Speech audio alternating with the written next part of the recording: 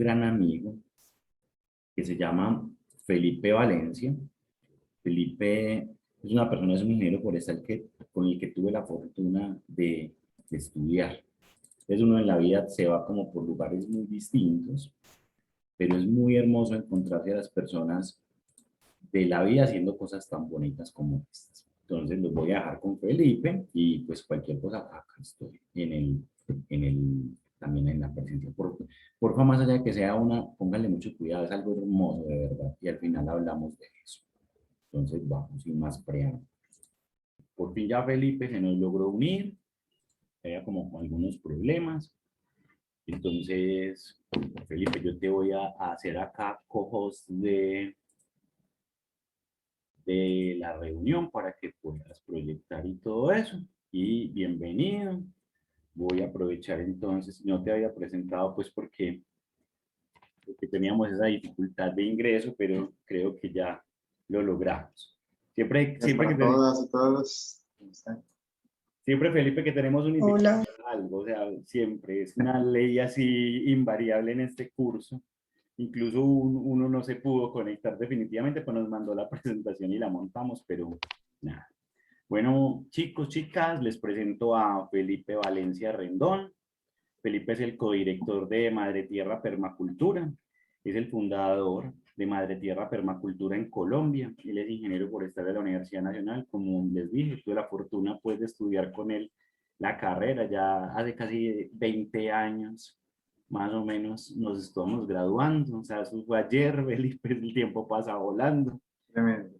Él también es diseñador de sistemas ecológicos, es asesor en procesos de educación rural, desarrollo y participación comunitaria, cartografía digital y mapeo para el desarrollo basado en la comunidad. Tiene más o menos 18 años de experiencia como educador de procesos rurales de vocación agroecológica. Es asesor de diseño con permacultura y de diseño hidrológico en línea clave, agricultura sintrópica y agricultura regenerativa adaptados al contexto de diversos territorios y comunidades. Ha sido docente de protección vegetal, fundamentos de permacultura y agroecología y prácticas y saberes ancestrales de la licenciatura en pedagogía de la madre tierra de la Universidad de Antioquia. Es facilitador de procesos de aprendizaje con comunidades indígenas, campesinas y urbanas. Es cogestor de la Ecohuerta Campus View y el actual proyecto de restauración ecológica del Lot de la Ortega en la Universidad de Medellín. Y ya se nos pasó la institucionalidad y ya es el líder ambiental de los proyectos Urban de la Universidad de AFIT. Como ven, pues no estamos trayendo a invitados que no han hecho nada. Felipe ha hecho muchas cosas. Yo los invito a que el día de hoy los que quieran y puedan prendan la cámara, pues para que se haga mucho más amable la charla que Felipe nos va a presentar, porque pues al menos esto es muy berraco hablarle a las ventanitas negras. Nosotros ya como profesores estamos acostumbrados a tenerlos ahí como en silencio, pero los invito de verdad a quienes quieran, yo sé que de pronto no se han bañado ni nada, pues no vamos a juzgar nada de eso, pero pues como para que sea un poquito más amable la charla con Felipe. Felipe nos trae una charla muy bonita que se llama Caminando y tejiendo otros mundos posibles. Entonces, nada, yo ya les he hablado todo el semestre, ya saben quién soy, ya conocen todo mi carreta, vamos a aprovechar a Felipe, que tiene yo creo que un montón de cosas para contarnos, entonces nos va a hacer una exposición y luego podemos tener una conversación con él para que le pregunten todo lo que quieran. Una vez más, ustedes saben que no estaban obligados a prender las cámaras, pero es un acto de amabilidad con nuestro invitado que les vea un poquito la cara. Entonces, Felipe, bienvenido, hermano. Somos un grupo bastante grande, es un grupo de casi 70, pues en este momento no han llegado sino 52. Si estamos en final de semestre, tienen finales, entonces seguramente algunos prefieren a estas alturas estar estudiando para el final, pero ellos se lo pierden. Entonces, para los que estamos acá, Felipe, bienvenido, muchas gracias por aceptar nuestra invitación. Son los estudiantes de Extensión Rural de Medicina Veterinaria y Zootecnia de la Universidad CES. Y bueno, son todos tuyos, adelante. Bueno, muchas gracias, Oscar. Es un placer volverte a encontrar después de tantos años. Muchas gracias por esta invitación. Y gracias por los que están aquí presentes. Voy a intentar nuevamente invitarles a que enciendan brevemente las cámaras. No las tienen que dejar prendidas, pero sí creo que en este momento en particular, creo que para todos y todas es muy importante estar en contacto, o sea, pues, tener vivo como la conexión en el territorio y nosotros como individuos y miembros de una comunidad. Entonces sé que no es fácil, a veces no nos gusta hacer. Yo también pues, he sido docente en la maestría de procesos urbanos y gestión ambiental en la Universidad de AFIT y es tremendo ver las bolitas vibrando en Teams o las pantallas negras de Zoom.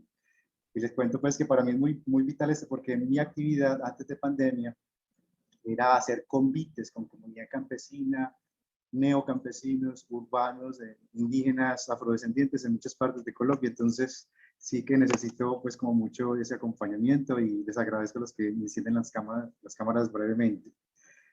Bueno, hoy les quiero compartir algo de una historia. Independientemente, creo que de las carreras que elijamos, todas tienen que ver con los procesos de la vida y la naturaleza. Pues creo que si bien parte de mi viaje ha sido con la agricultura, ciertamente nos hemos tejido con muchos profesionales, actores y comunidades. Entonces, les voy a compartir parte de mi viaje con Madre Tierra Permacultura y espero dejar alguna semilla potente en ustedes e inspirar también la conexión de estos saberes que estamos viajando. Entonces, voy a compartir pantalla. La pregunta habitual es si están viendo mi pantalla compartida. Sí, profe. Sí, Felipe, te estamos viendo perfecto. Muchas gracias. ¿Quieres la maximizas para que se vea como, Okay. como más grandecita y ya son todos tuyos? Muy bien. Perfecto. Entonces, caminando y tejiendo otros mundos posibles. Qué pena que dejé ahí el logo de la Universidad de los Andes. Fue justo una conversación que hace poco tuvimos con ellos. Me excuso por ello. Así, eso fue la semana pasada. Pero antes de entrar en materia, me gustaría compartirles como algunas reflexiones y algunos supuestos con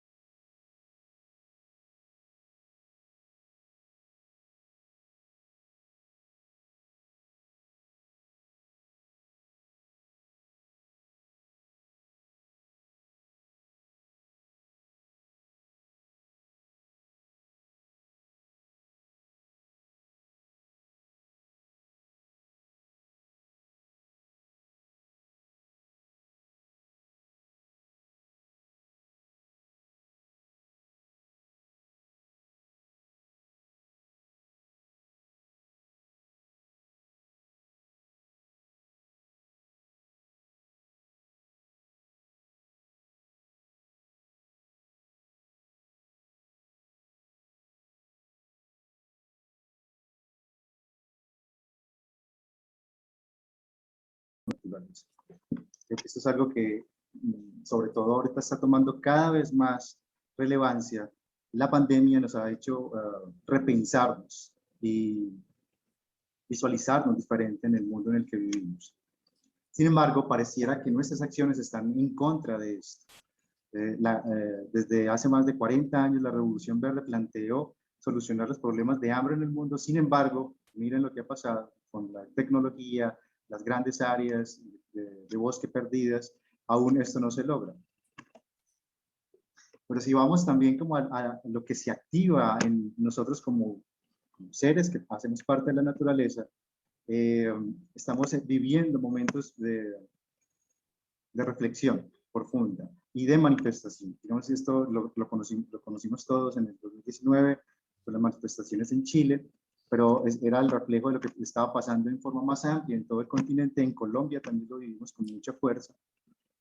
Hay un malestar en la sociedad. Y digamos que esto nos ha puesto y nos ha confrontado. Muchos de nosotros tal vez no estemos de acuerdo con las marchas, otros hagamos parte de las marchas o de las manifestaciones. Sin embargo, lo que sí es latente y lo que es cierto es que hay un malestar.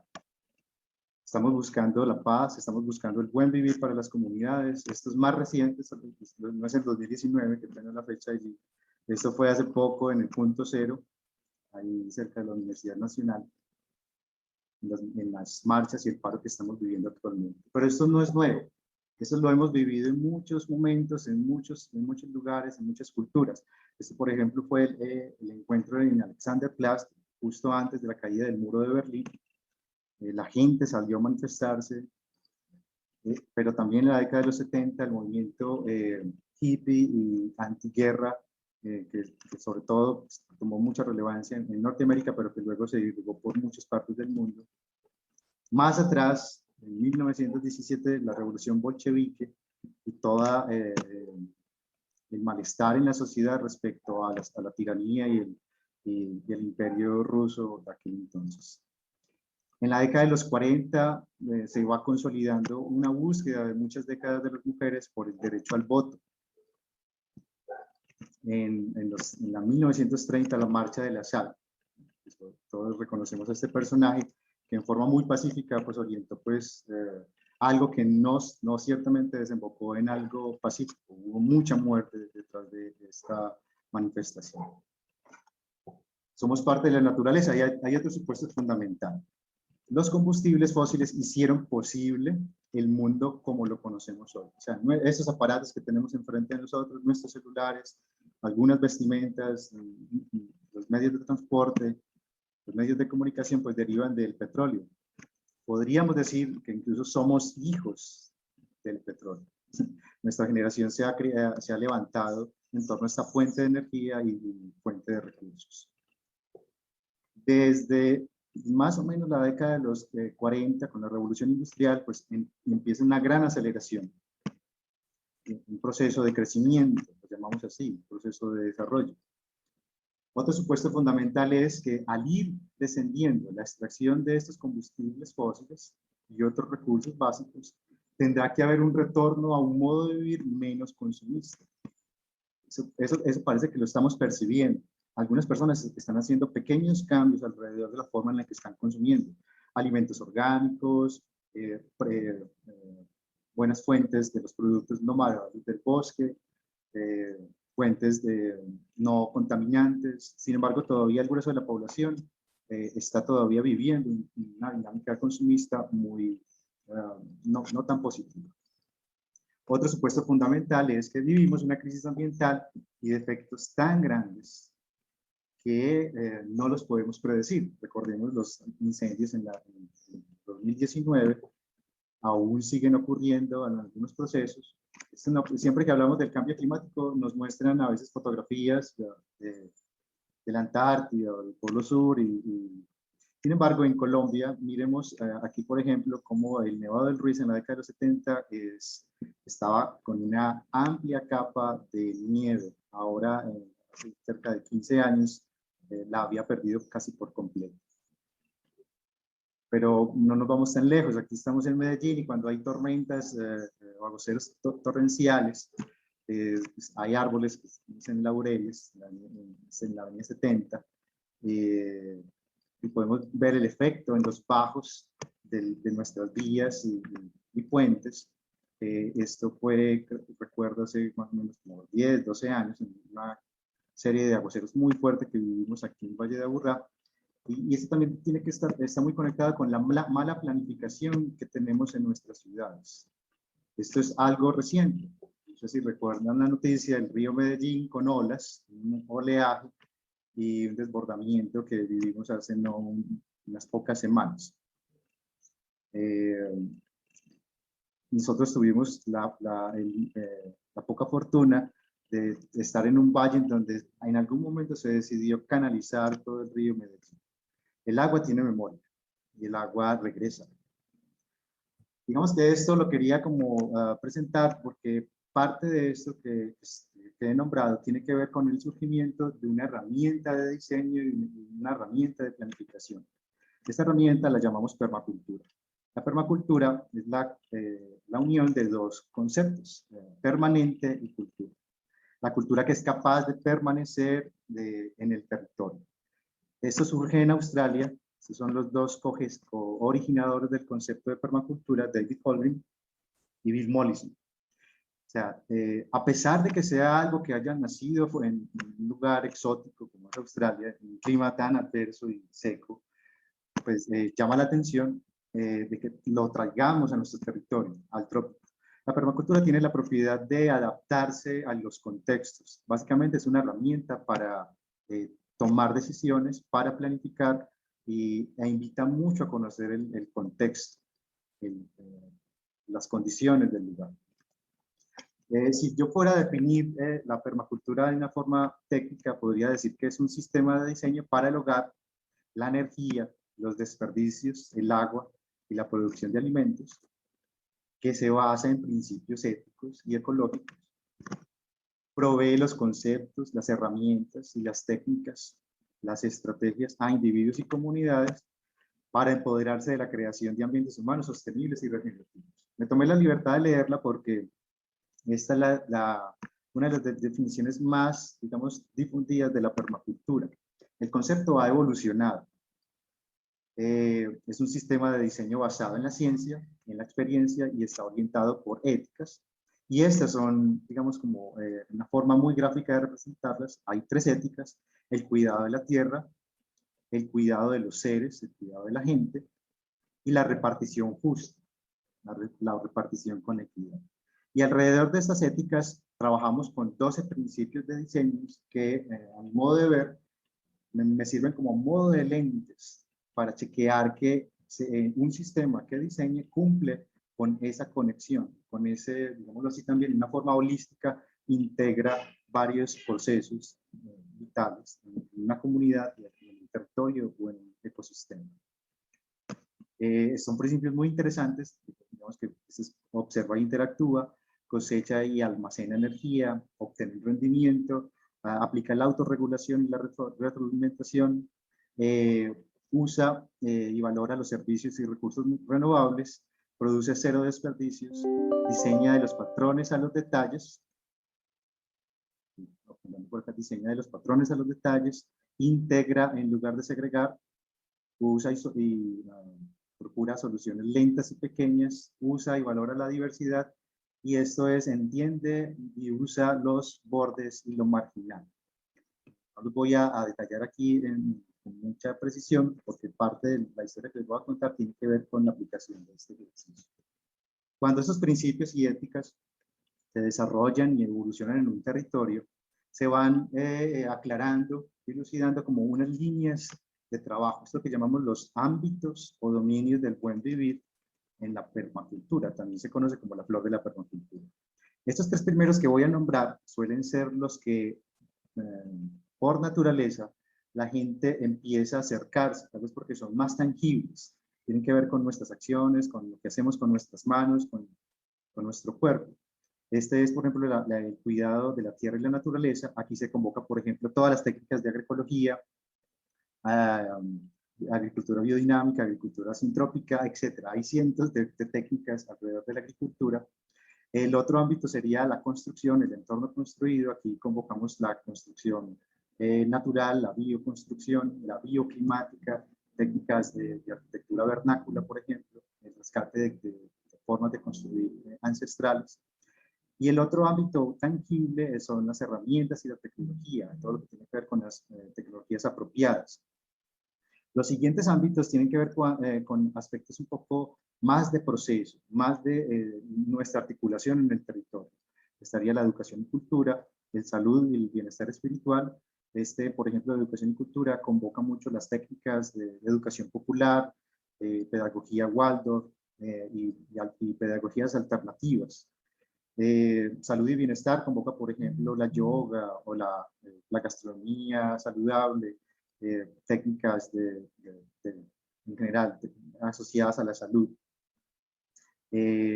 Finanzas y economía convoca mucho la economía solidaria, técnicas que ahora se conocen como economía regenerativa, y el pétalo de la tenencia de la tierra y la autogobernanza comunitaria. Es tal vez el más político de todos. Si yo fuera a definir la permacultura de forma simple, básicamente es un sistema para tomar decisiones que aprende de soluciones ancestrales sabias en lo ambiental y en lo social, Como ejemplo, no sé si ustedes conocen esto, pero esto es la región de inundación del valle del río San Jorge y el río Cenú. Esto es tal vez una de las obras más grandes que alguna cultura haya hecho sobre el planeta Tierra. Ocupa un área de más de 650.000 hectáreas y está en Colombia. Curiosamente, a nosotros ni en el colegio ni en las universidades nos hablan de esto. Esto lo dejó la Sociedad Hidráulica Cenú. Son un sistema de canales que utilizan los periodos de inundación del río San Jorge y Cenú, trayendo los ricos sedimentos de esta dinámica fluvial, se depositan en los canales que todavía se alcanzan a percibir, y allí se hacían procesos de agricultura. Este lugar podría ser tal vez, de no ser por la construcción del canal del dique, que dañó por todo, para siempre la estructura de los canales y el ecosistema del territorio, podría llegar a ser uno de los lugares más fértiles del planeta Tierra. Es como pensar en la cultura que surgió alrededor del río Nilo. Surgió también gracias a los ricos sedimentos del río Nilo. Aquí en el río San Jorge y Cenú había una floreciente comunidad que había entendido y que había leído su contexto. También la permacultura aprende de soluciones ambientales y sociales ancestrales sabias, del modo de la construcción. Esto es un tambo de una comunidad en Vera, por ejemplo. Ellos usualmente elevan la construcción para evitar el acecho, pues, de serpientes venenosas, pero también hay una dinámica alrededor de la cosmogonía en Vera que plantea esa construcción, con la conexión del cielo y de la tierra. Esta fotografía me recuerda a algo muy bonito que viví, creo que fue en el 2012. Hice parte de un estudio arqueológico, de restauración de estructuras arqueológicas en Ciudad Perdida, en Teyuna. Teyuna es el origen de todos los pueblos en la lengua Ica, a veces llamado los aruacos. Y este lugar nos habla de un espacio en donde la comunidad que se asentó supo leer las dinámicas de lluvia y la precipitación, las formas del terreno para habitar. Esta es la estructura principal de Teyuna, es lo que llamamos la terraza principal. Es un área increíble, es como nuestro Machu Picchu, es el Machu Picchu colombiano. Y básicamente las estructuras están finamente construidas para llevar el agua hacia los senderos, que también actúan como canales de agua, y las losas de goteo, que son las que coronan las terrazas, están inclinadas unos pocos grados para permitir que el agua pueda escapar de las terrazas. Este paisaje está diseñado para permitir que el agua vaya hacia las vertientes, diferente a los que conocieron lo que llamamos ahorita Pueblito o el Parque Tayrona. Las estructuras allí están convocadas a reunir agua, porque allí se requería cosechar agua. Hay otras soluciones ambientales más innovadoras y actuales, el uso de tecnología como el panel solar. Yo no estoy muy de acuerdo también con esta tecnología por los procesos éticos y los conflictos en donde se extraen los materiales para elaborarlos, pero también es una solución interesante y puede aportar bastante. Ese es un amigo norteamericano que trabaja y desarrolló un gasificador de pequeña escala que con simple materia orgánica de madera, por ejemplo, puede abastecer la energía para 13 hogares en áreas rurales, por ejemplo.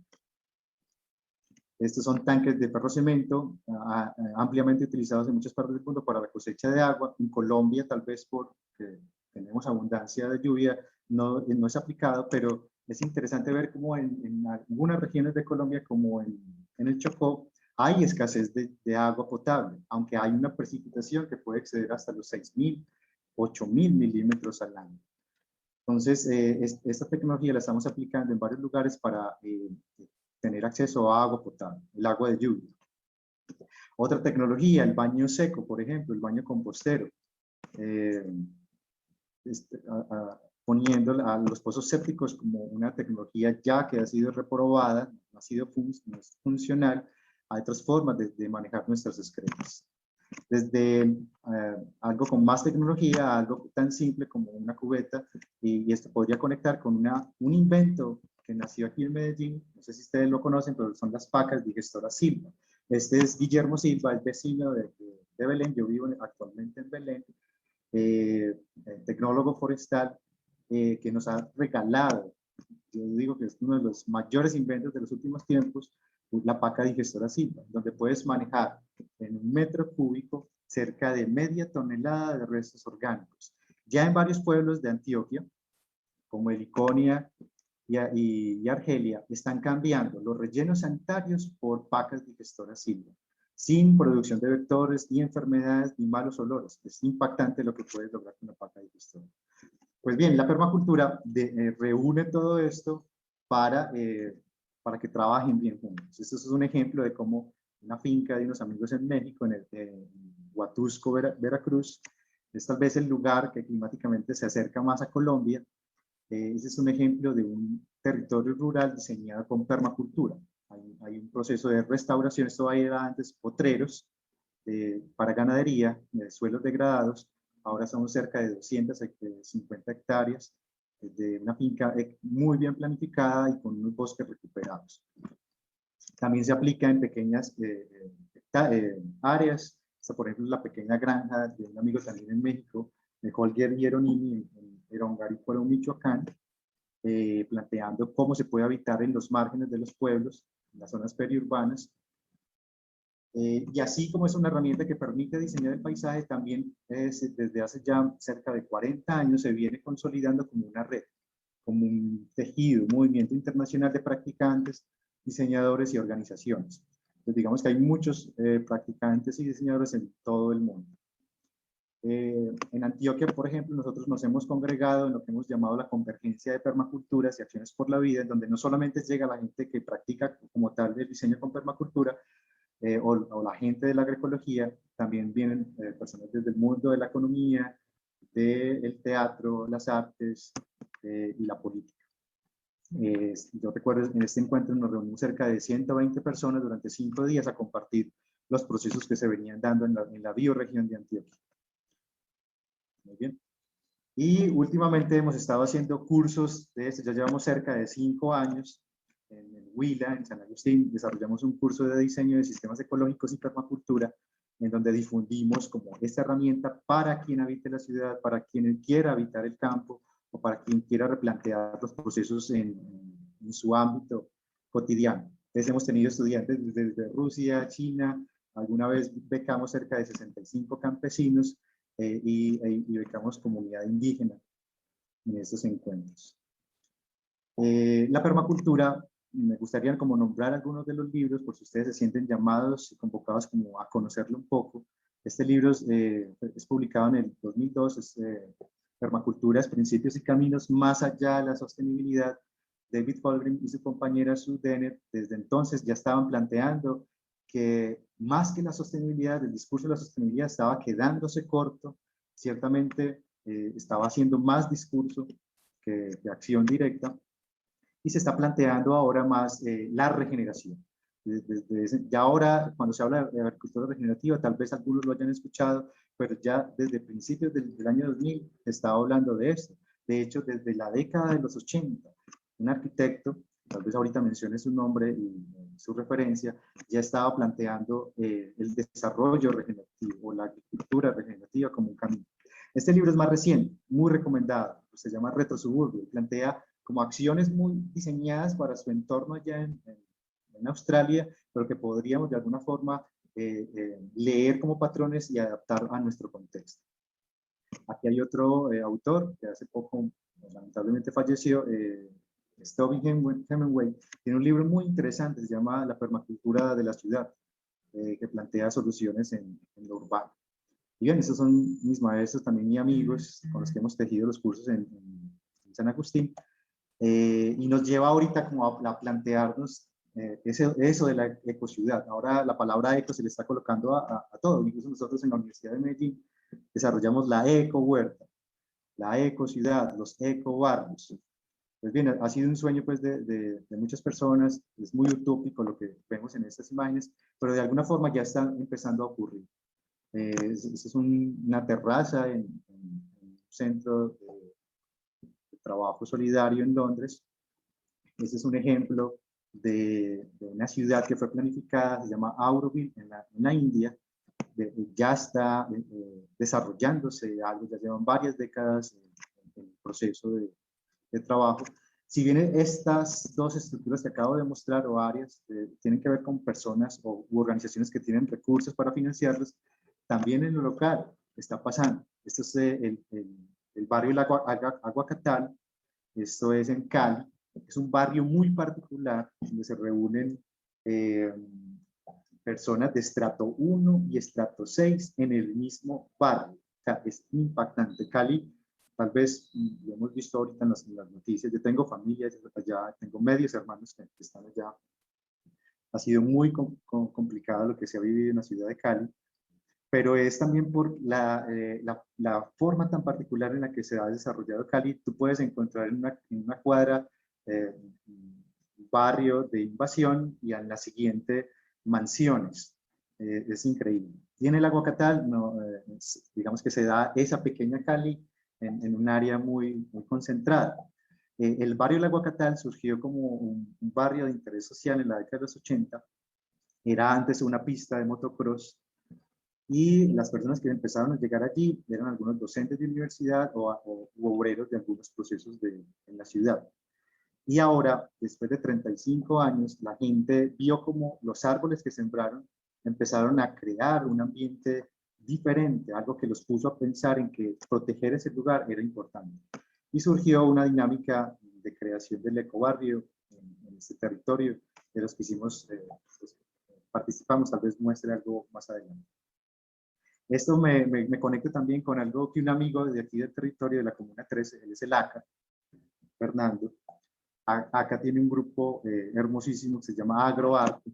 Trabajan con las doñas y los chicos en los barrios, alejándolos pues, de los procesos de violencia, pero también recordando. Él fue sobreviviente de la Operación Orión. Y ellos tienen un lema muy potente. Nos dicen, porque debajo del asfalto y el concreto también hay tierra. Ellos trabajan con el hip hop, con el rap, con los grafitis y la siembra.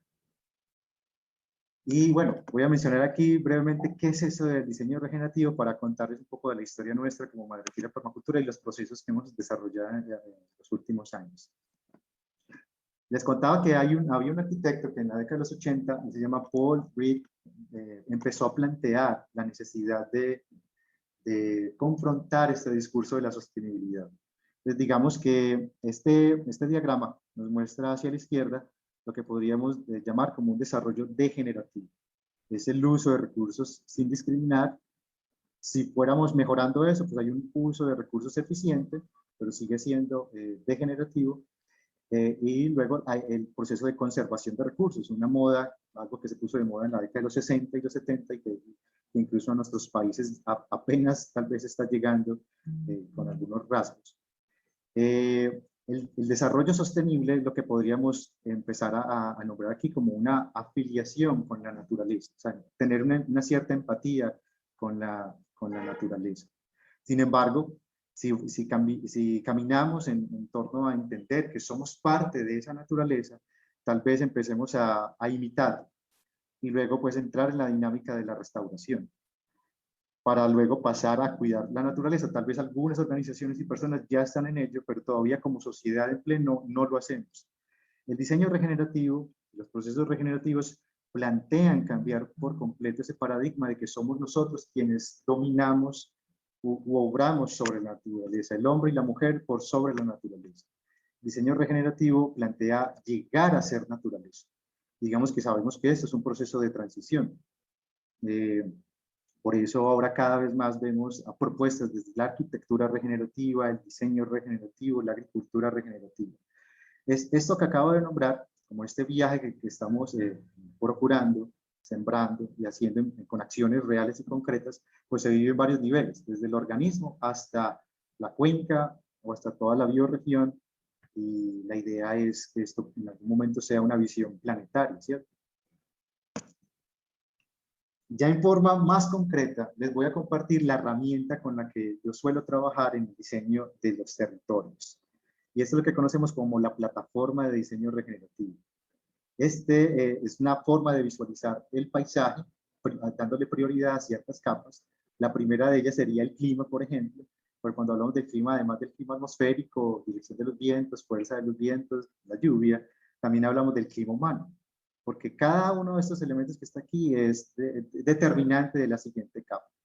Digamos que trabajamos, los voy a nombrar brevemente, el clima, la geografía.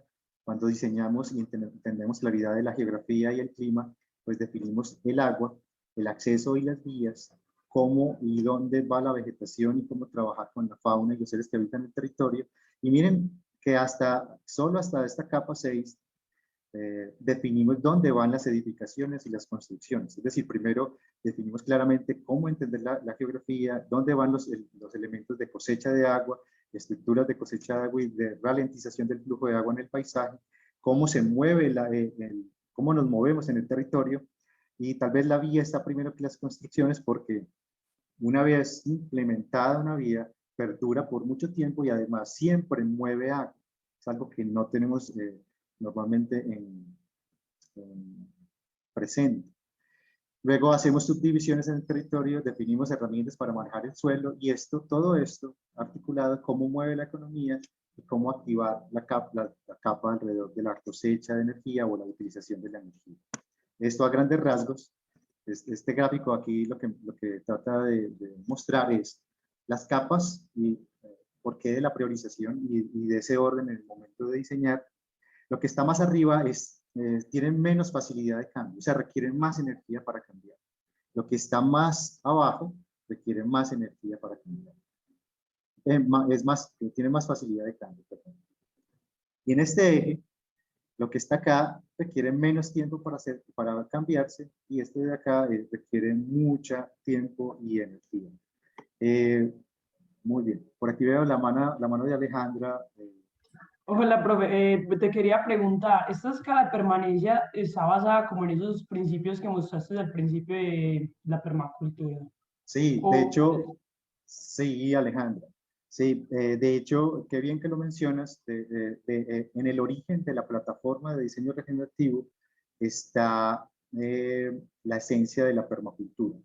Es decir, quien diseñó esta escala que estoy nombrando acá, como este orden, de hecho, el clima, geografía, agua, la capa forestal, los accesos, los edificios, los cercos y los suelos, hasta ahí, esas 8 primeras capas fueron diseñadas por un ingeniero de minas australiano que nombró esas primeras capas como la escala de permanencia. Es decir, qué tan permanente es este elemento en el paisaje y por ende debe ser priorizado a la hora de diseñar, o tenemos que tener en cuenta qué tan difícil o qué tanta energía se requiere para cambiarlo a la hora de diseñar. La permacultura surge unos 20 años después de la escala de permanencia y toma este nombre para alimentar el concepto. O sea que la escala de permanencia o la escala de diseño regenerativo en sus inicios está íntimamente ligada con la permacultura. Es así. Ok, gracias, profe. Muy bien. Entonces, retomando acá, si notamos en el gráfico, se requiere más tiempo para cambiar la geografía o más energía para cambiar la geografía. Es decir, nosotros podemos modificar la geografía en muy pequeña escala. Y no hablar así también del clima. El clima requiere, nosotros no podemos manipular, no podemos prender y apagar un switch para encender las lluvias o la posibilidad de la radiación solar. Sí, es muy fácil, y tal vez esto les llame la atención, es muy fácil regenerar los suelos. Con las técnicas adecuadas, con las formas adecuadas, con la vegetación o con la dinámica animal, es muy fácil regenerar suelos. Muy bien, y voy a mostrar una representación gráfica de un amigo diseñador que trabaja en la misma línea que nosotros, él es de Bulgaria. Realizó este gráfico de una de las fincas, primeras fincas que se diseñaron bajo esta metodología. Entonces, cuando hacemos diseño, entendemos muy bien el límite del territorio, así como el clima humano, pues también analizamos el clima atmosférico, analizamos la lluvia a lo largo de todos los meses, pero también, ojalá, de los últimos 20 años. La temperatura es vital como para entender los procesos con la vegetación, pero también de las edificaciones. Luego pasamos a la capa de geografía, entender la topografía a cabalidad. Digamos que aquí hacemos un análisis muy juicioso de las formas básicas del paisaje. Entonces, aquí vemos, por ejemplo, las crestas principales, las laderas primarias y las vertientes o valles por donde se mueve el agua. Estas microcuencas podría ser, desde cierta perspectiva, una unidad primaria de manejo, por ejemplo. Hacemos varias miradas sobre las formas del paisaje. Voy a adelantar brevemente esto para acá. Y en el paisaje encontramos unos puntos muy interesantes. Y esos son lo que llamamos en el diseño hidrológico puntos claves. Y a partir de un punto clave sale una curva a nivel que llamamos línea clave. Esas líneas claves y puntos claves son muy importantes en el diseño del territorio.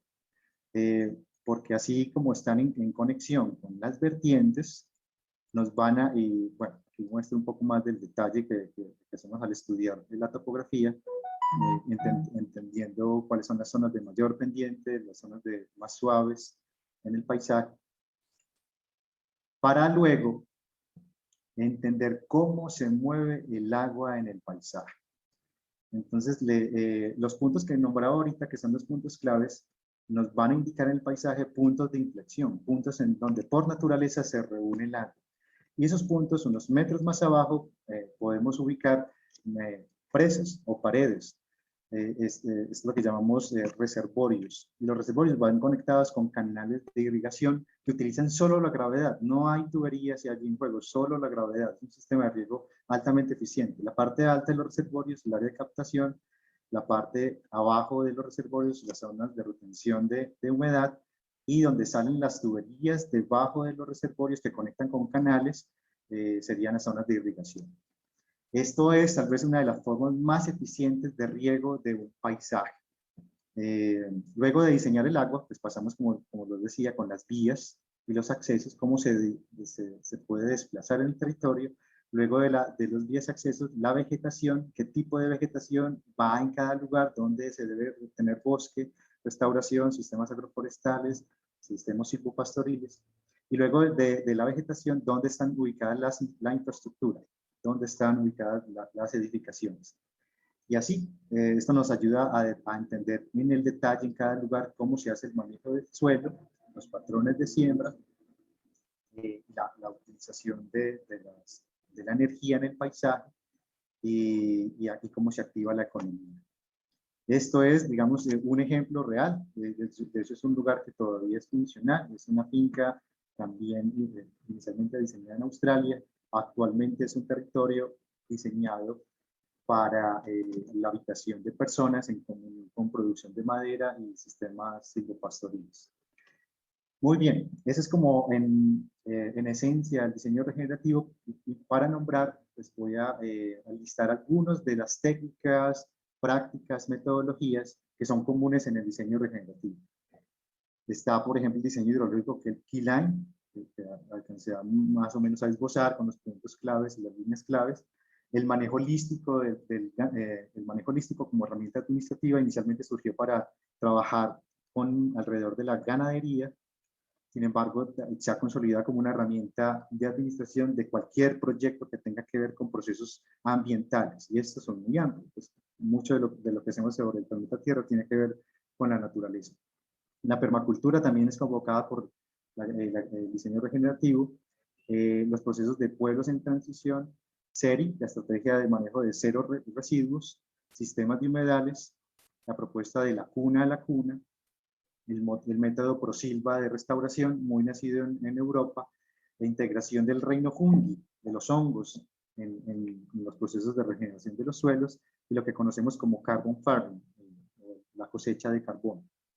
Esto viene mucho de Norteamérica, de Australia, pero en Latinoamérica también hemos desarrollado muchos saberes que traemos aquí y ponemos a conjugar. Más allá de un salpicón, en realidad, muchas de estas herramientas nos ayudan a refinar, a elegir, dependiendo del contexto, qué aplicar y dónde aplicarlo y cómo tejerlo con la comunidad o la familia que decide aplicarlo. En Latinoamérica surge la agroecología. De hecho, eso es una ciencia ya ampliamente abrazada por todo el mundo, pero tiene su origen en Latinoamérica y se basa en el estudio, como el estudio de los procesos etnográficos y la sabiduría ancestral y campesina. La agricultura sintrópica surge en Brasil, surge con un investigador suizo llamado Ernst Getsch, pero lo desarrolla en Brasil, lleva más de 45 años en su aplicación y es tal vez la práctica, la que estamos manejando ahorita, más potente, el ejemplo más claro de agroecología que yo haya visto en todo el mundo.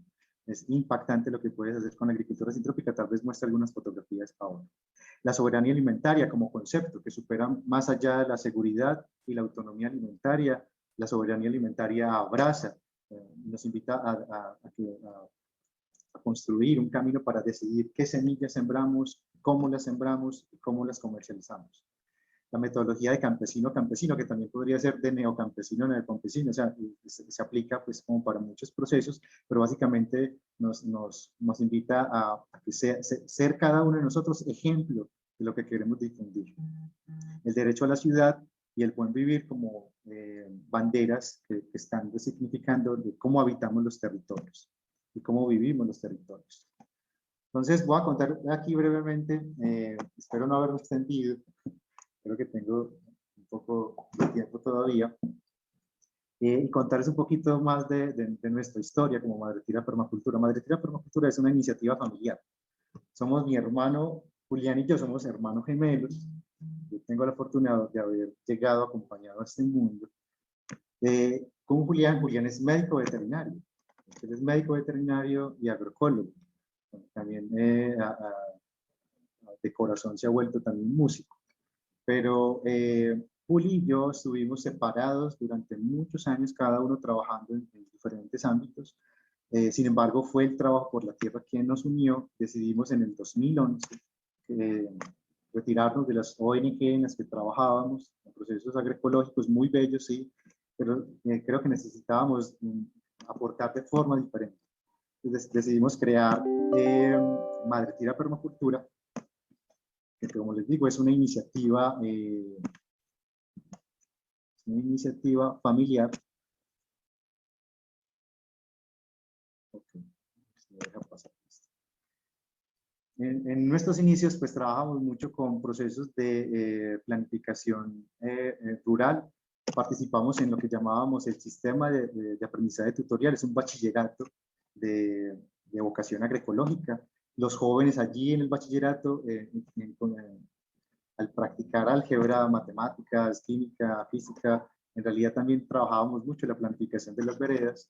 Esos fueron como nuestros orígenes en el ejercicio. Esta es una fotografía que yo aprecio mucho. En una sola mesa estaban estudiando el abuelo, su hija y sus nietos.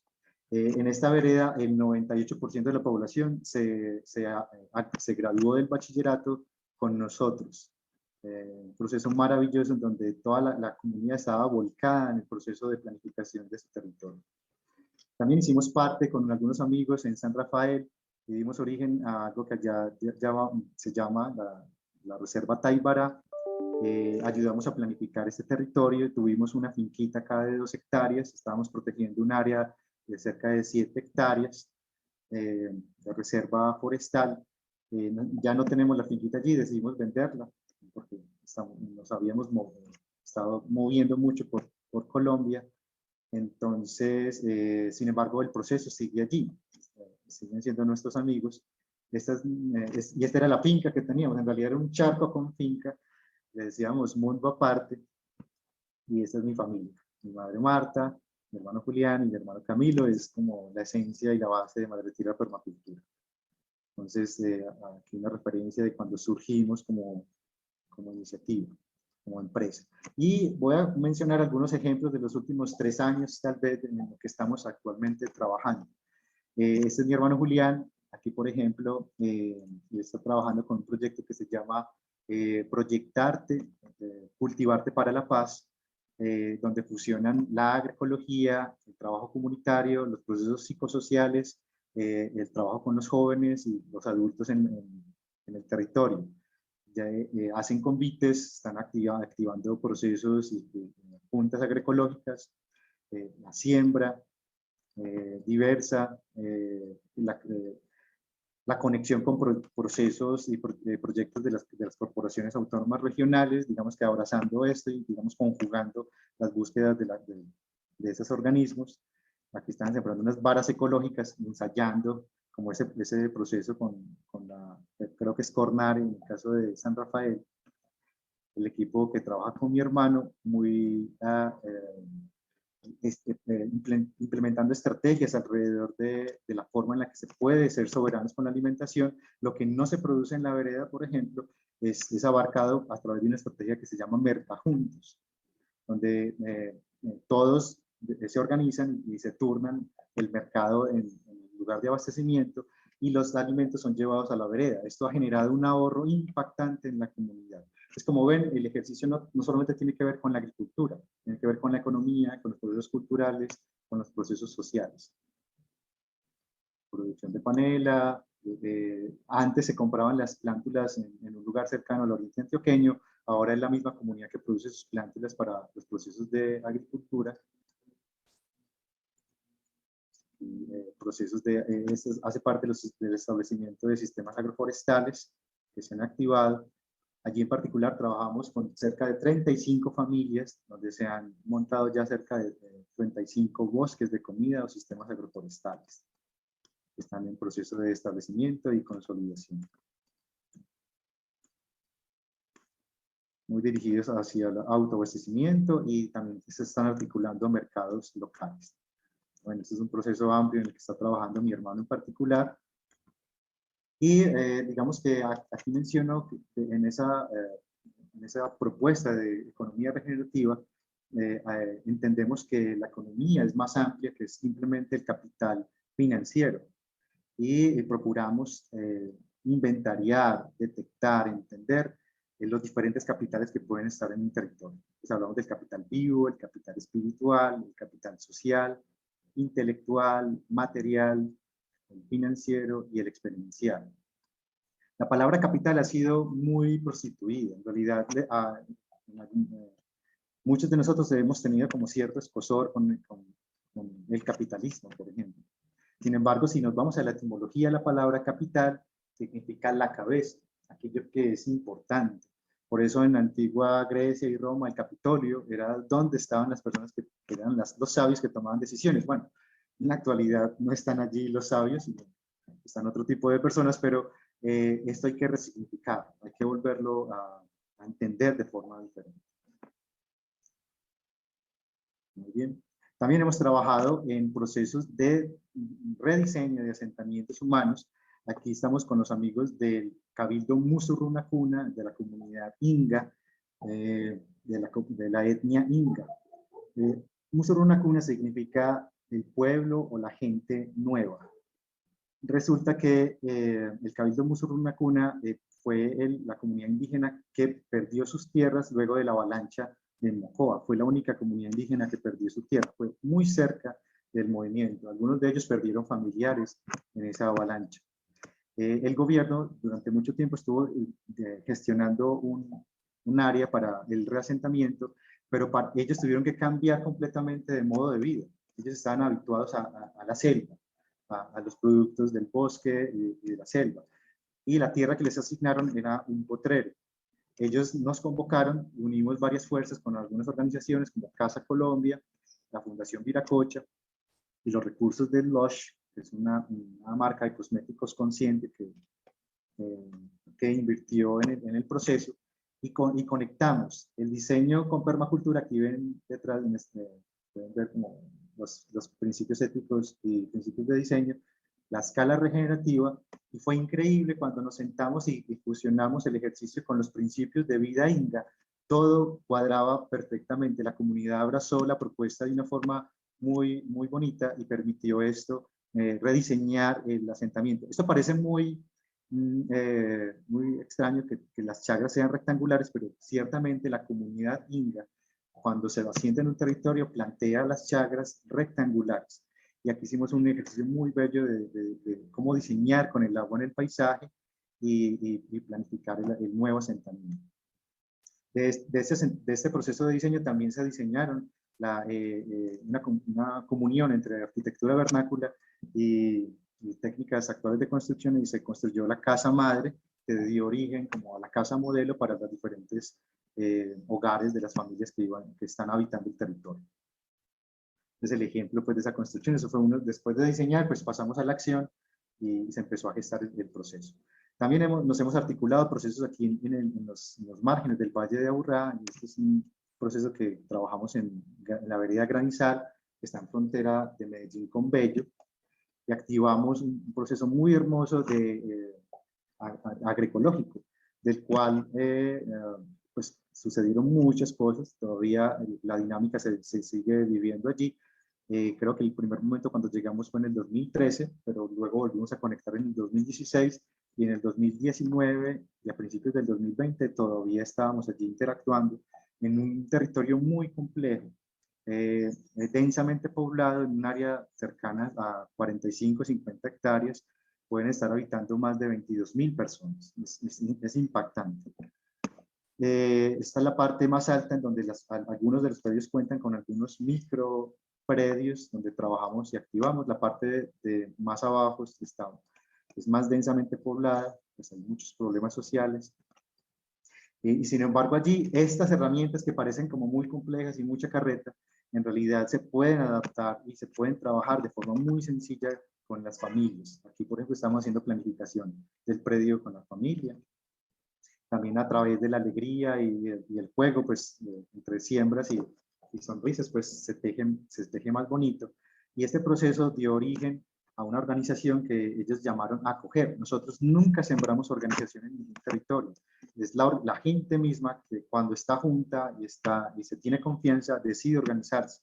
Ellos decidieron organizarse, incluso nos convocaron solo para apoyar como los encuentros y aclarar procesos, pero ciertamente esto debe ser un proceso que emerge por sí mismo. Y esto lo logramos en un suelo de esa ladera, eso queda en la ladera oriental del Valle de Aburrá, donde antes aquí todavía vemos pinos y eucaliptos, suelos empobrecidos. Logramos recuperar suelo y producir abundantes alimentos en pendientes muy fuertes.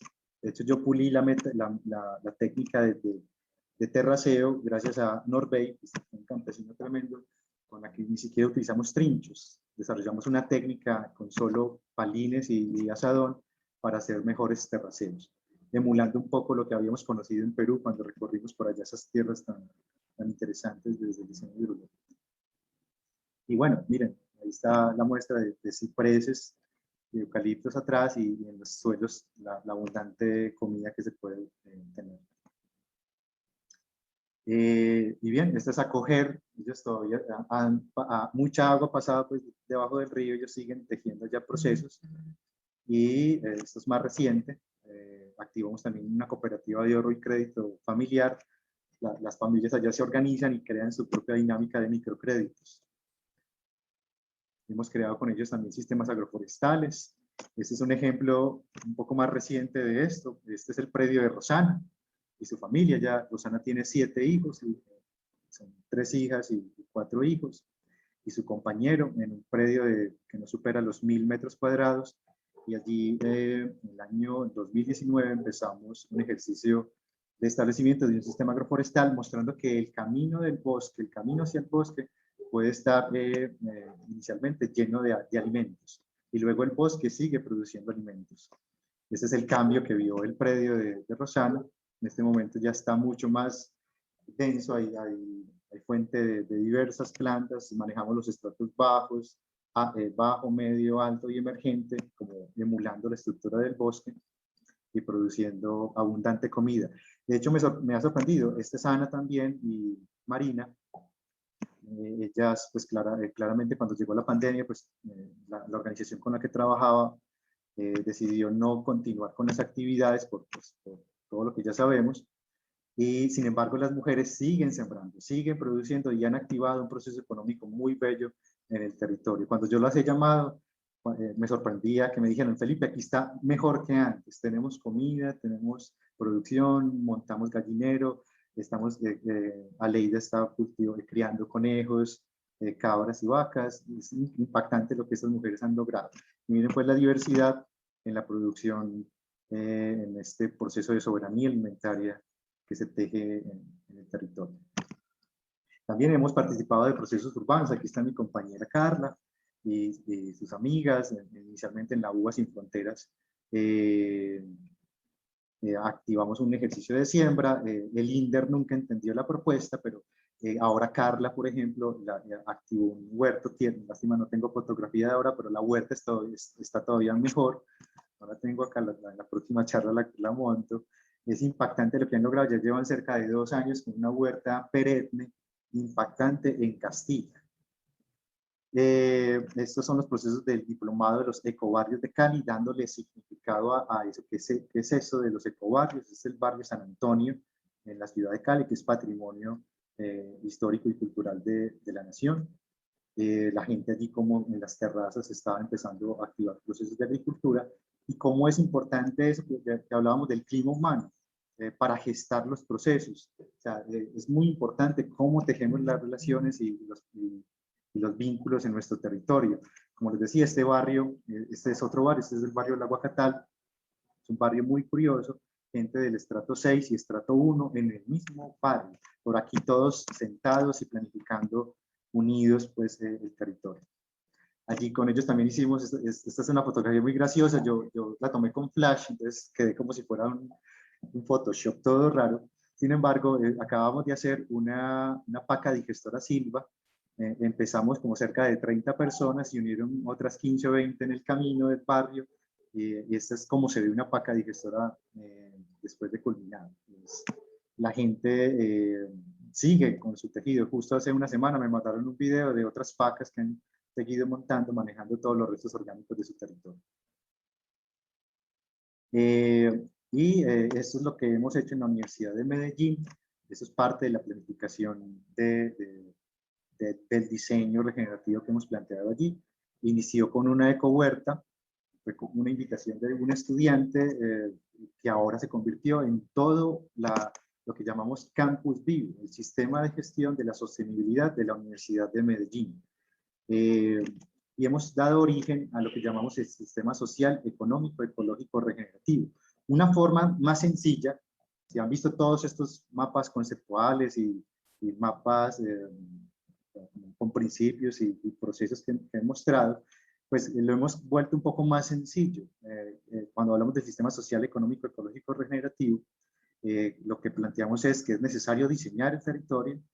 Ese diseño se liga con la producción agroecológica. La producción agroecológica está íntimamente ligada con la comercialización justa y directa, y una campaña de consumo responsable en donde hay que articular y ir fortaleciendo la organización comunitaria. Y eso se podría aplicar en cualquier lugar. En este caso es la Universidad de Medellín. Y en la Universidad de Medellín pudimos entonces consolidar lo que llamamos la ecohuerta Campus Vivo. Es un área que ocupa cerca de 3.500 metros cuadrados, en donde se han articulado procesos de investigación, grupos de interés, semilleros, voluntarios y voluntarias. En sus primeros años, estoy hablando de la primera siembra se hizo en el 2015, desde el primer año se empezó a gestar una feria agroecológica y campesina. Incluso articulamos, qué pena la moto que acaba de pasar por ahí, articulamos todo el circuito de economía solidaria agroecológico del Valle de Aburrá. Entonces venían también organizaciones como Coliflor, la RECAP, la Red de Agricultura Biológica de Antioquia, y algunos productores de alimentos y transformados. Y esto lo vinculamos a la Universidad de Medellín. Y últimamente, en vista de lo que hemos vivido con la pandemia, en octubre del año pasado reactivamos todo el ejercicio productivo en la ecohuerta y creamos lo que llamamos ahora, esto no es original, no es una idea nuestra original, es un movimiento que ya se viene dando en muchas partes del mundo, pero lo hemos tropicalizado y lo hemos adaptado a nuestro contexto. Esto se llama agricultura sostenida por la comunidad. Y es un ejercicio en donde todos digamos que se me olvidó mencionar, todos los productos de la ecohuerta se han comercializado con los estudiantes, los docentes y los empleados. a precios justos y solidarios, y la Ecohuerta ha podido subsistir gracias a esta dinámica económica que se produce. Ahora la hemos fortalecido con la agricultura sostenida por la comunidad, en donde cada estudiante, docente y empleado que decide conseguir sus alimentos con nosotros se convierte en un coagricultor. Nosotros vendemos una canasta cada 15 días, las personas pagan una membresía y reciben un paquete con una diversidad tremenda de alimentos. Independientemente de lo que, si hay un gusto o no por cada alimento, estamos difundiendo el consumo de productos como la cale o el zucchini, diversidad de ajíes, diversidad de coles. Hemos sembrado hasta 65 tipos de plantas, estamos hablando aquí de un clima en Medellín. Es posible tener esa gran diversidad. Bien. Y este ejercicio que se puede hacer así a pequeña escala, como lo han visto, lo queremos llevar a una escala mayor, porque queremos involucrar no solamente a las pequeñas organizaciones y las comunidades de base, sino también montar en este cuento a las grandes empresas, a los que sí de alguna forma han tenido sus ojos puestos en otras cosas o en otros intereses. Queremos vincularlos. Entonces, surgió una gran oportunidad. Este es el Agroparque Biosuroeste. Es un parque de 600 hectáreas entre Támesis y Valparaíso, donde ProAntioquia y todas las organizaciones que se suman a ProAntioquia, como Bancolombia, Celsia, Odinsa, muchas de las empresas del grupo del GEA, están interesados en plantear una nueva ruralidad. Pero eso del discurso, del dicho al hecho, hay mucho trecho. Eso cómo se teje. Entonces, tuve la fortuna de hacer parte del equipo de Urban EAFIT, con quienes hemos diseñado el plan maestro para este parque, y hemos planteado, pues aquí ven, por ejemplo, esbozos del diseño hidrológico, la zonificación con permacultura, es decir, ProAntioquia y el Agroparque decidió abrazar la agroecología, la permacultura y el diseño regenerativo como parte fundamental de esta apuesta. Y hemos consolidado el plan maestro del agroparque con cosecha de agua, sistemas silvopastoriles, restauración de los bosques, activación de procesos turísticos ecológicos, y tal vez plantear una estrategia más clara de que el agroparque no es solamente esas 600 hectáreas. El agroparque o el proceso debe estar vinculado íntimamente con toda la provincia Cartama, ese es el río Cartama. Marca pues esa cuenca que le da el nombre a la provincia y vincula varios municipios del suroeste antioqueño. Pues queremos plantear una nueva tipología de agroparque que conjugue las dimensiones de interés de ProAntioquia con el río suroeste, con las verdaderas necesidades de la población que está sentada en el territorio. Y esto es como una forma de visualizar lo que podríamos llegar a hacer: sistemas agroforestales, siembra en línea clave, cosecha de agua, huertos agroecológicos, sistemas silvopastoriles y agricultura sintrópica, entre otras cosas que queremos que allí estén. Digamos que aquí esto lo dejo solamente como para nombrar algunos de los temas que he citado, como el contexto holístico, las 8 formas de capital, el diseño y la planeación colectiva del territorio, la permacultura, el sistema social, económico y ecológico regenerativo, que conjuga varios dominios de trabajo, la seguridad, la autonomía y la soberanía alimentaria, y las cooperativas de ahorro y crédito, familiar y multifamiliar. Como por último, pues quisiera mencionar que venimos tejiéndonos en el territorio de una forma creo, muy profunda. Cada vez cuando estamos trabajando en el territorio nos estamos dando cuenta que debemos llegar, si somos foráneos o si habitamos un territorio, debemos entender qué es lo que está allí. El territorio nos habita, nosotros somos parte del territorio. Y hemos iniciado una serie de recorridos que llamamos peregrinajes, con un colectivo muy bonito que se llama Voces de la Madre Tierra. Y en donde hemos inicialmente fusionado como esta visión desde la ciencia, pero también fue un camino de retorno hacia la vida espiritual de alguna forma. Independiente de lo que creamos y los dioses o la religión que sigamos, creo que es importante reverenciar, entender que nosotros estamos obligados a la tierra. O sea, ese cordón umbilical nunca se pierde, así viajemos o migremos, siempre está allí. Entonces estamos realizando con unos procesos de caminatas, de encuentros con los árboles abuelos de los territorios, con las rocas, con las aguas. A este ejercicio se han sumado ya actores muy interesantes. Es un colectivo muy bonito, donde está, por ejemplo, ahorita el director de Confama, David Escobar, el gerente de EPS Sura y la rectora de AFIT, por ejemplo. Pero más allá de nombrar a estas personas, que las nombro porque me parece muy bonito que personas que tienen tanta responsabilidad, que tienen tanta impacto en un territorio, se estén sumando a repensarse, a contemplar de forma diferente los territorios, a dejar de pensar que estamos utilizando la comunidad o estamos utilizando la vegetación o estamos utilizando el agua, y más bien reconocernos como partes de la naturaleza, ser naturaleza. Muy bien, y esto es como lo que les quería compartir y abro el espacio si hay preguntas, diálogos o reflexiones. Bueno, en este momento que es tan fuerte para todos nosotros, es muy importante como compartir visiones diversas, ¿cierto? Felipe, primero que todo, hermano, muchas gracias. Todo lo que haces es muy bacano, eso ya lo sabía. Son experiencias muy bonitas que nos permiten reconectar, sobre todo en momentos en donde tanta urbanización y tanta ciudad y tantas cosas nos van desconectando de lo que verdaderamente es importante.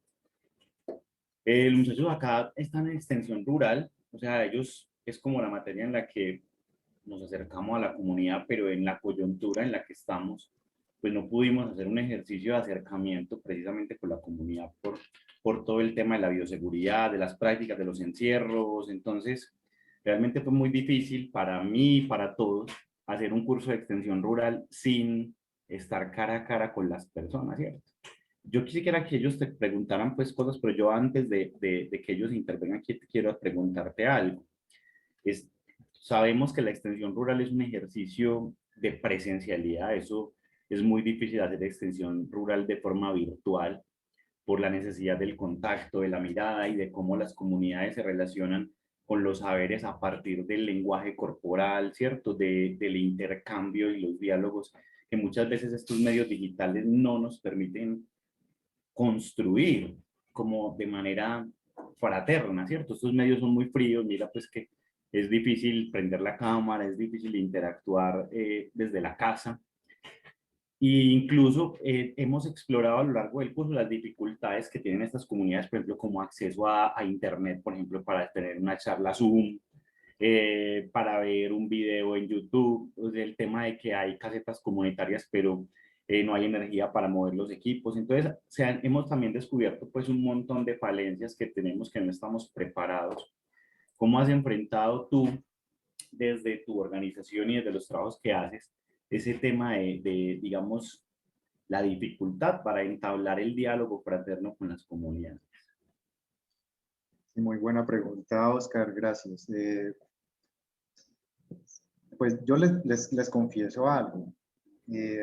Cuando llegó la pandemia, yo venía de trabajar muy fuertemente con dos comunidades. Una en el Retiro, de hecho pues no mostré fotografía de ese proceso, en donde activamos algo que llamamos Bosque Escuela, sembradoras y sembradoras de vida.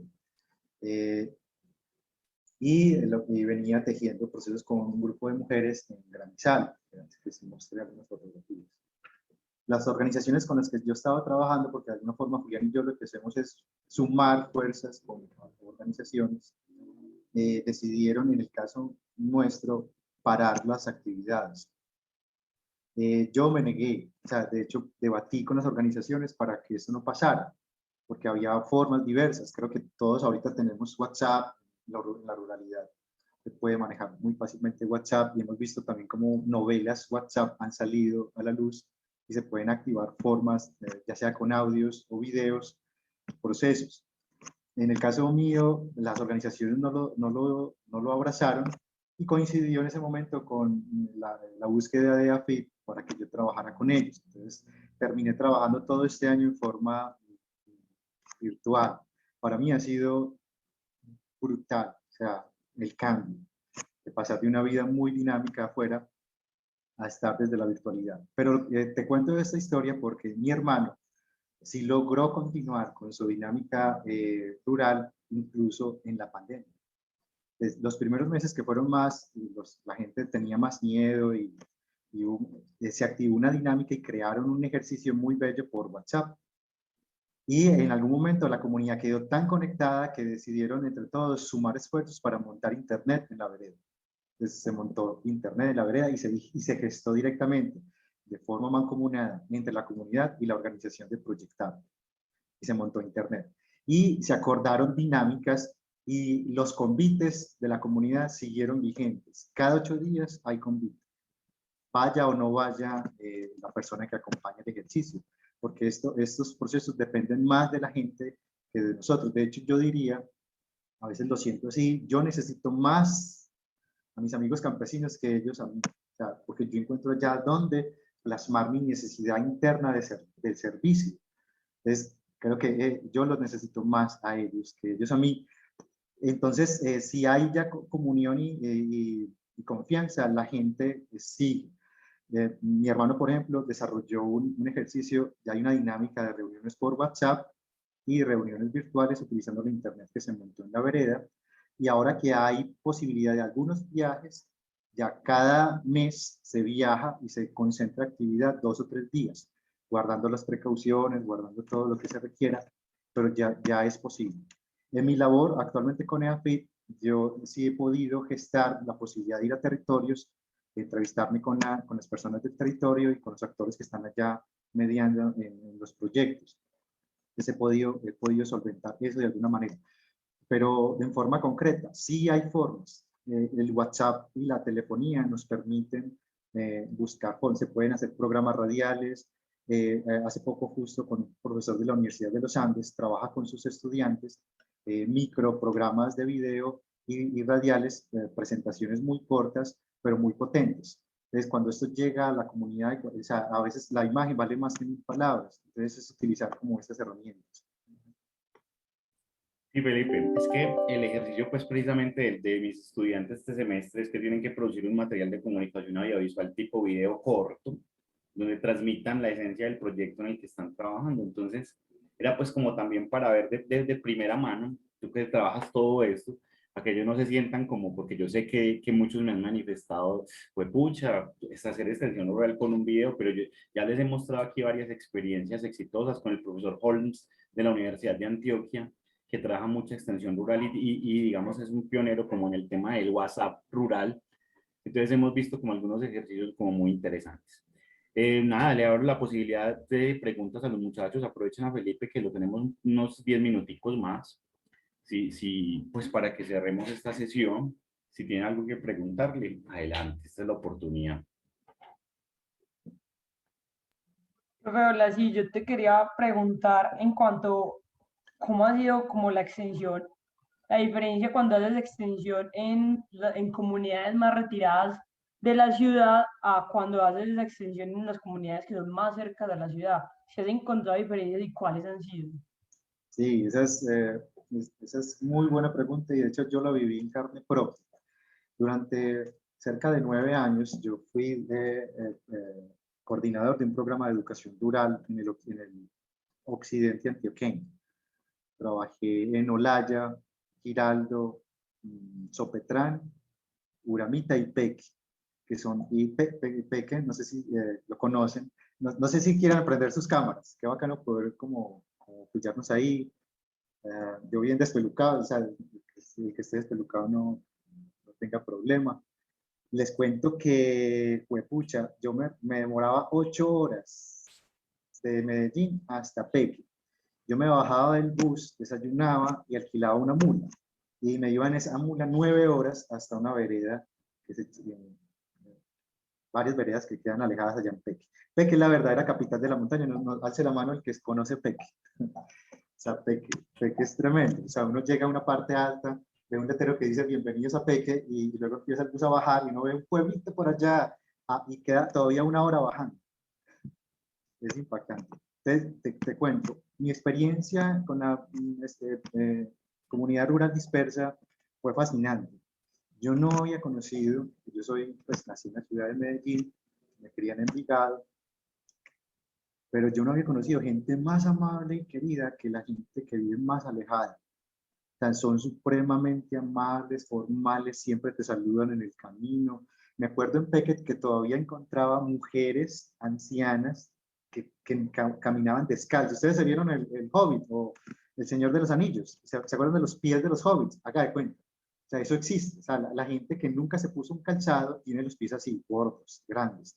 Yo me acuerdo que me encontraba mucho con una señora camino hacia una vereda que se llama la Loma del Sauce, y siempre me saludaba sonriente y me decía, no, Felipe, es que yo nunca me puse zapatos, a mí no me sirve ninguno.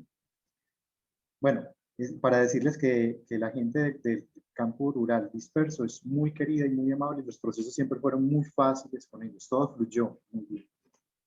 Cuando yo decidí empezar a practicar permacultura, cuando la conocí en el 2006, yo sentí un fuego interno. O sea, cuando yo escuché se me olvidó mencionar a mis maestros, qué pena no haberlo hecho, creo que borré por accidente esa diapositiva, pero cuando conocí a Jairo Restrepo, gran maestro de la agricultura orgánica aquí en Colombia, vive en Jamundí y Valle, a Eugenio Gras, maestro mexicano de permacultura, lamentablemente falleció en el 2019.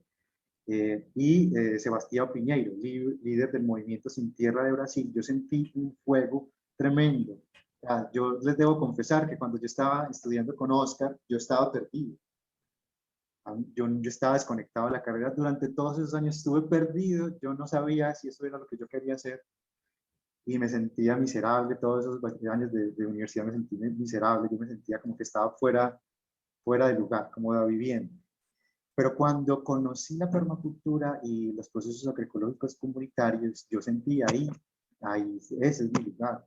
Y aprendí que yo aprendo haciendo. Yo no aprendía leyendo o estando muchos en, bueno, que pueden mencionar las cosas de la universidad, pero y siendo yo también profesor de universidad, yo soy docente de la maestría de gestión urbana y ambiental de AFIT, pero mi saber debe pasar por mis manos y por mis sentidos. Y creo que todos de alguna forma aprendemos así. Entonces decidí renunciar a ese proceso, me vine y seguí trabajando en este proceso en una comunidad en San Antonio de Prado, en Yarumalito. Me demoraba desde mi casa en Envigado hasta allá 3 horas viajando. Tenía que coger 4 transportes,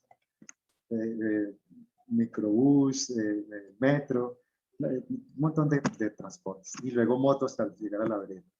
Pero aún así esta población estaba muy cerca de Prado, de San Antonio de Prado, y la población era población casi que a 30 minutos quedaba el pueblo.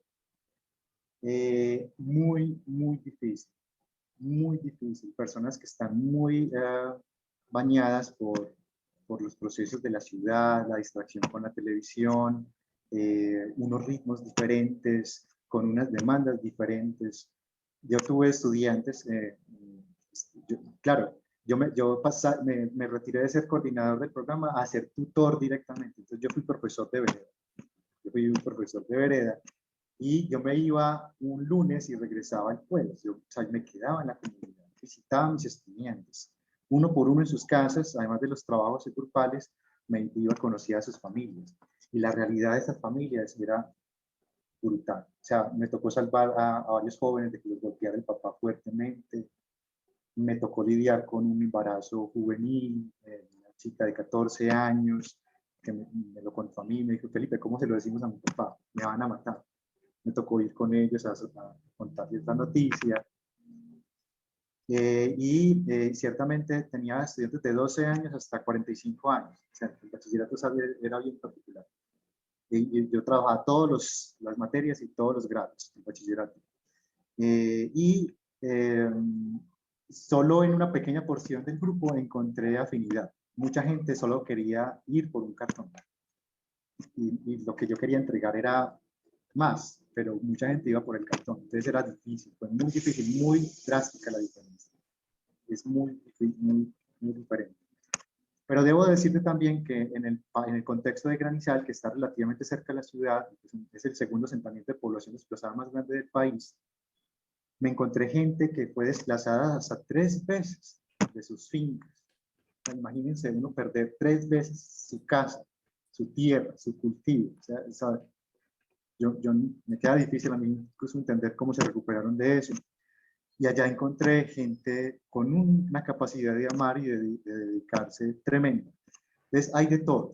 Creo que, los que han vivido el desplazamiento entienden más como el compartir. Los que de alguna forma lo tienen más cerca todo y están en esta dinámica, la tienen más difícil. Eso es verdad. La ciudad es un poco más complejo la cosa. Súper, profe, gracias. Y te tenía otra pregunta en cuanto a, ahorita viendo pues como esas terrazas que has creado en estas comunidades, digamos, en la parte del municipio de Bello, estaba viendo, no sé si son creadas o que la posibilidad con lo de las pacas digestoras, pues que también tengo conocimiento de esas y me llaman demasiado la atención, de crear, pues no sé si, es que no recuerdo bien, como en las pacas digestoras, ellas no terminan bajando del todo, sino que ahí se puede crear como ese piso de terraza y se puede ir creando eso o no. Pues no sé cómo se pueda lograr como ahí, que logré ver Sí. algo como ahí. Ahí tengo la venta de aguacates detrás. Me disculpan el sonido de Medellín, pero ese es el sonido nuestro. Sí, tú puedes crear en terrazas, hacer pacas, y podría ser una muy buena opción de construir suelo. Tengan presente que la naturaleza, dependiendo de condiciones ambientales y dependiendo de ecosistemas diversos, le puede tomar de 1 centímetro, puede tomar de entre 200 a 400 años. Con una paca digestora, claro, 1 metro cuadrado, 1 metro cúbico, cuando la has completado, le toma 6 meses en el clima de Medellín. Cambia dependiendo del clima, diferente en Cali al proceso de Medellín. En el clima de Medellín se ha estudiado bastante, le toma 6 meses transformarse sin voltearlo, sin tener que hacer muchos esfuerzos, simplemente el momento de hacerla. Y se transforma en 30 centímetros de suelo altamente fértil. Entonces, de hecho, yo lo que hago cada vez que termino una paca es que le echo una fina capa, 2, 3 dedos de suelo negro que tengo por ahí y siembro. Y mientras está la paca, tenemos comida. Mientras estamos conversando, creo que voy a buscar alguna foto que tengo de una paca, a ver si les puedo mostrar de cómo se ve eso. Es interesante. Entonces sí, se puede construir terrazas de esa forma, podría ser una forma. Profe, y también había visto, hace poco vi en un documental, por ejemplo, habla de las terrazas que están hechas acá, pues como en las comunidades indígenas, pero aquí son para poder drenar el agua, pero he visto como otras terrazas no son para drenar, sino que realmente hacen la plantación, por ejemplo, de arroz, y dentro de esa misma plantación pues se generan otros subproductos como caracoles y otras cosas pues súper chéveres. Entonces hay diferencia, digamos, en esa parte de la creación de terrazas. Pues que ahí sí no tengo mucho el conocimiento, pero como para saber un poquito de ahí. Bien, sí, es otro proceso y básicamente, de hecho, me parece que es importante aclarar esto. En agroecología es muy común hablar de las terrazas a nivel, o curvas a nivel. Nosotros no trabajamos con curvas a nivel ni con terrazas a nivel, porque básicamente cuando llueve tendría zonas de estancamiento. Cuando trabajamos con diseño hidrológico, trazamos camas o líneas con ligeros desniveles, pero planificados. Y eso lo hacemos ubicando en el paisaje líneas guía, o sea, no cualquier línea en el paisaje funciona. Solo el punto clave y su línea clave, que es una curva a nivel que pasa por ese punto, o una línea guía que yo ubico en la ladera, es un asunto más técnico, puedo identificar esas líneas que me sirven para trazados o de siembras de árboles o para trazar posibles terrazas. Entonces, las terrazas que ves en el Asia, los cultivos de arroz, sí son completamente a nivel y tienen la finalidad de ser terrazas de inundación para poder cultivar ese tipo de arroz, que es arroz de inundación.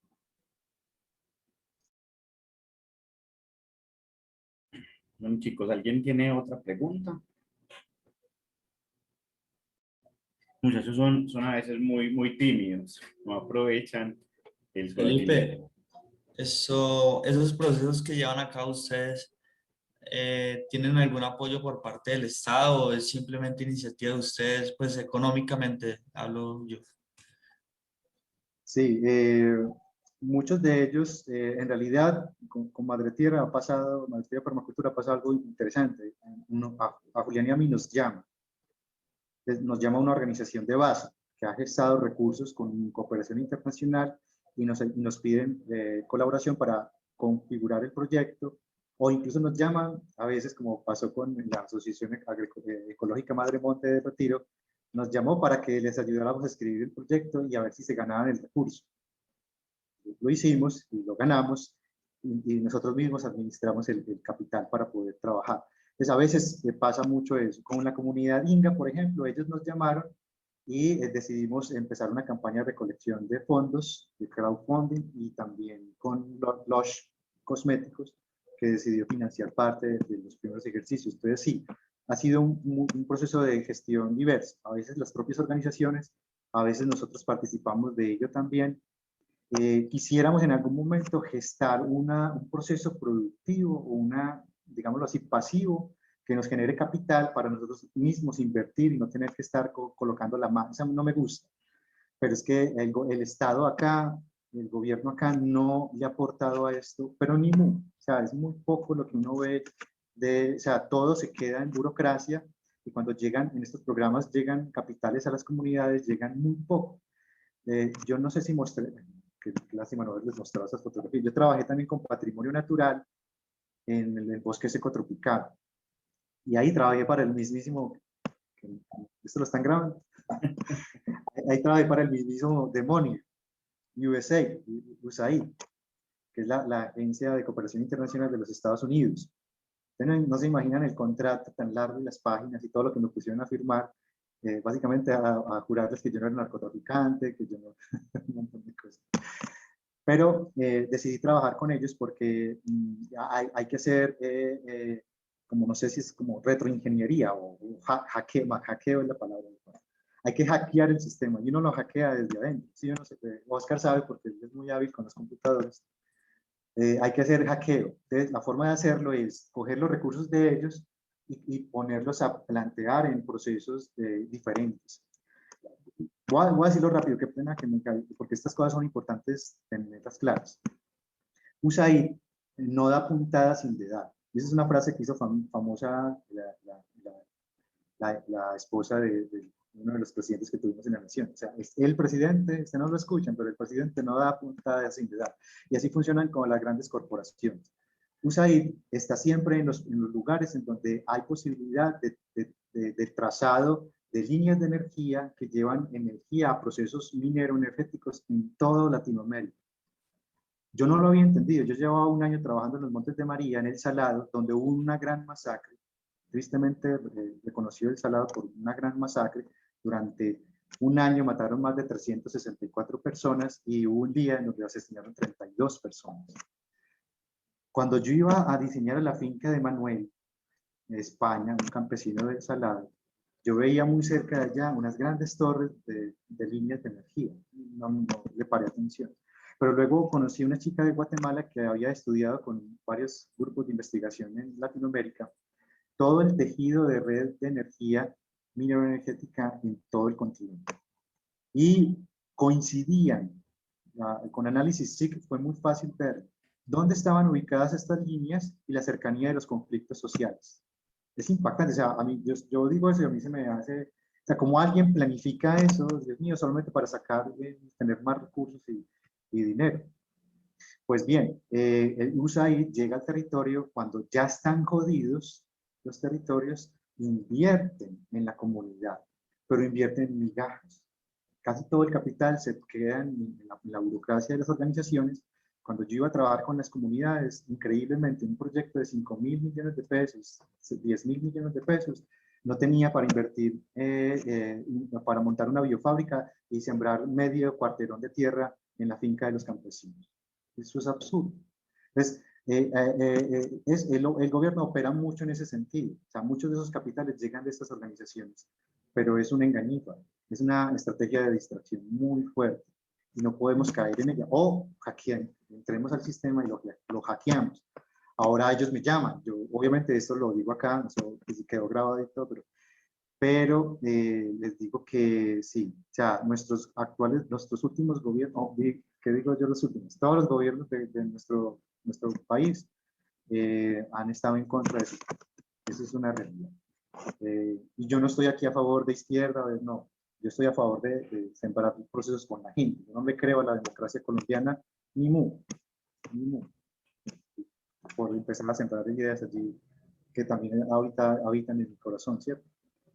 Claro, para que no nos digan que estamos adoctrinando a nadie, lo que pasa es que son realidades que son muy plasmadas y que, por ejemplo, acá en Extensión hicimos un ejercicio, Felipe, al principio de revisar muchos conceptos de extensión, incluso históricos, en otros países, incluso hasta revisar el tema de la seguridad social de los campesinos, que no existe, y cómo desde ahí se da una desigualdad, por ejemplo, en el acceso a la salud, a la educación, cuando el sistema no lo logra ni siquiera cubrir. Entonces, todos se acercaron a una realidad política, porque la política es parte de todos.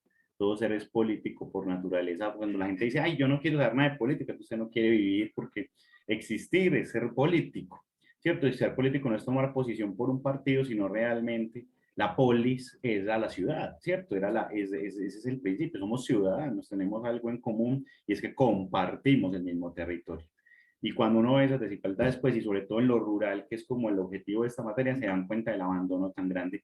Incluso la formulación del proyecto que están haciendo se va hasta presupuesto precisamente porque saben que no hay recursos para esto. Entonces, que uno tiene que entrar a competir por recursos, normalmente que se quedan en burocracia. Felipe, yo te agradezco muchísimo por tu compañía, por tus enseñanzas. Fue una manera muy bonita de cerrar este curso porque hoy lo terminamos. Ya la próxima clase los muchachos exponen sus trabajos y se nos acabó el semestre, pero te agradezco mucho porque me gusta mucho esa visión tuya de, de, pues de todo lo que has hecho, de todo lo que te has caminado. Yo les conté a los muchachos en alguna ocasión, tenía un compañero que arrancaba en la mula y dormía donde lo cogiera la noche y seguía para la siguiente comunidad, y ese aprendizaje de la extensión es muy bonito porque todos hemos pasado por ahí. Por ejemplo, vos te quedaste y eso me parece genial porque es desde allá desde donde construimos país y desde allá donde realmente vemos lo que hace falta. Entonces, te agradezco mucho por tu charla, por tu presentación, por tu sensibilización a los estudiantes. Yo espero que te hayan aprovechado y que esto, como tú dices, bueno, no me acordaba que la charlita de Felipe era tan larguita, pero es una charla muy bonita. Espero que la hayan disfrutado, chicos. Vamos a cerrar ahí porque tenemos que dejar el aula. Los que tengan todavía como dificultades con la entrega final o algo, porfa, me escriben entonces un correíto. Y los que tienen cita pues conmigo la mantenemos. Los que necesitan una conversadita al respecto, también estoy disponible pues para que busquemos un espacio. ¿Listo? Les deseo un feliz día, espero que les haya gustado. Yo sé que a veces es muy malo por repetir una clase, pero pues realmente el invitado ameritaba, porque realmente no estaba disponible para hacerlo este semestre y no quería que se perdieran esa visión tan bonita de las cosas. Entonces, les agradezco por estar acá, por aguantarse en este ratico tan largo y nos estamos, y espero, la idea es que tengamos ese tipo de invitados. A la vida hay que verla de otra manera y estas personas lo ponen a uno en perspectiva. Entonces, nada, si quieres la otra clase conversamos al respecto, que tengamos un tiempito y hablamos y ya ponemos como en panel todo lo que hemos visto todo el semestre para que conversemos ese día antes de entregar y nos hagamos como la última, como gran idea en la cabeza de todo lo que nos metimos de extensión este semestre y lo hagamos como eso. Yo voy a tratar de que si el otro semestre lo tengo pues bien presencial o lo invitamos a una charla, vamos a ver si de pronto salen estos días, por ejemplo, para esas entregas finales y vienen y nos conversamos con él. Vamos a tratar de hacerlo así. Entonces, nada, les deseo un feliz día, cuídense mucho y ya saben, en la próxima clase entonces vamos a hacer un conversatorio acerca de todo lo que hemos hablado el semestre para que juntos lo trabajemos. Listo, y para adelante con el proyecto para que terminemos de la mejor manera. Cuídense mucho, feliz día, chao. Chao, profe, gracias. Gracias, profe, chao. Chao. Chao.